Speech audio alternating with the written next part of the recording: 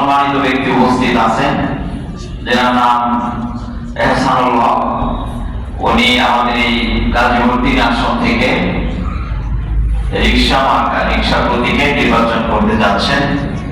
উনি আপনাদের কাছে দোয়া চাওয়ার জন্য আমাদের এই মসজিদের সশরীরে উপস্থিত হয়েছেন। তো উনি একটি কথা বলবেন, তারপরে আমরা বাকি কার্যক্রম আরম্ভ করব। আমি একটা জিনিস যে আমাদের শ্রীপুরে যখন নির্বাচন হবে, এটা লেভেল প্লেইং ফিল্ড, অর্থাৎ গণতন্ত্রের আলো এবং সৌন্দর্যই হচ্ছে প্রতিযোগিতামূলক নির্বাচন। প্রতিযোগিতা হবে এবং প্রত্যেকের ইচ্ছা মতো তার মনের প্রার্থীকে ভোট দিবেন। তারপর আল্লাহ তাআলা যাকে বিজয়ী হিসাবে কবুল করেন, আমরা তাকে মেনে নিব।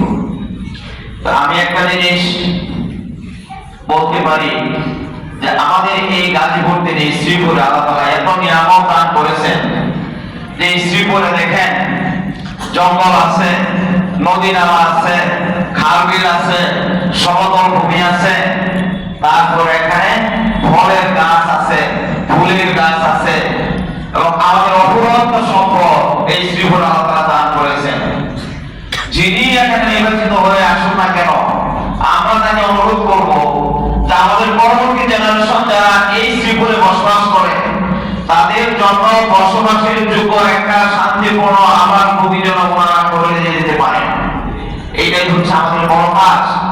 এখানে শান্তি থাকবে, হানাহানি থাকবে না, চুরি ডাকাতি থাকবে না, অন্যায় অভিযান